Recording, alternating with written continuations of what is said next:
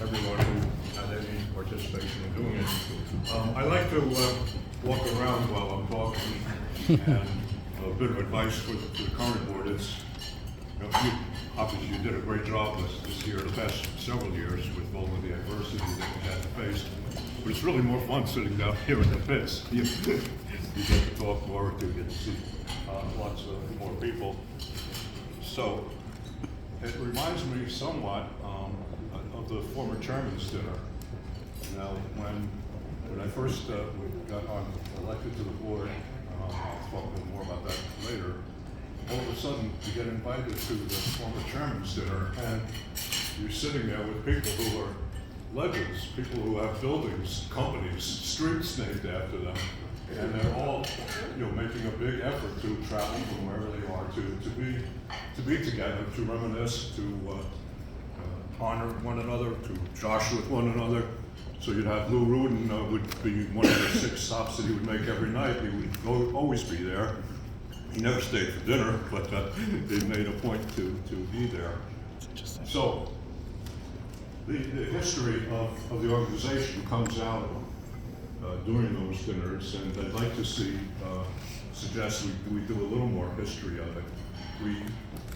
Those of us who were on the board before, let's say the year 2000, there was an inside joke. All of the former chairmen were still alive at that point.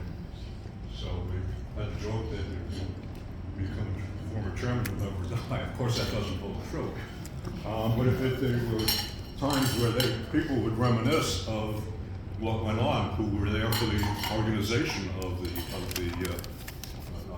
association back in 1948, and it was a club, or a small club of men at that point, of course, who were back from World War II, and in real estate, a lot of them were in families in real estate, but people like Bert French came in without any family connections, and worked his way from there. So it would have been 1984 when I went to the my first forum chairman's dinner. Kate Coburn was elected chair in 1984, and it was the first time I ran for the board, and I became vice chairman. So that was an honor. Then in 1985 was another key year. Jimmy Kuhn became chairman. I ran for chair and lost, and I ran for board and became vice chair again. So, and then in 1985, that's when the name was changed. It became the Young Men's Women's Real Estate Association. And in a very key moment to recognize the reality on the ground is we are now a equal opportunity and looking to expand, looking to diversify as we are again. Then 1986, I ran and became chair.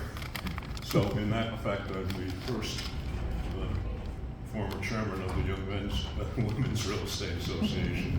It was the first time somebody was elected with that name. So we now have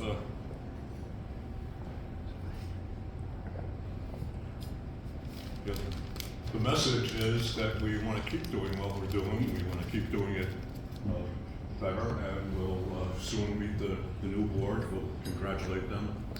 Oh, one other thing is that as you become a board member and as you become a chairperson, you're going to get a lot of calls from other members, former chairman, and I'll share that from Jack Kaiser called me. Jack was, we're all very passionate about YMWREA.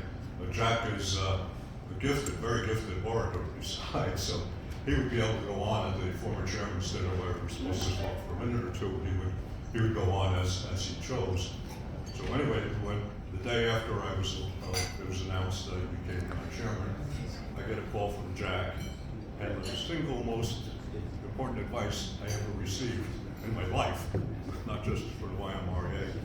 He says you're gonna get a lot of calls from people, they're gonna make a lot of suggestions, and here's my advice to you. Listen to what everybody has to say, and then do what you think is best. Thank you again.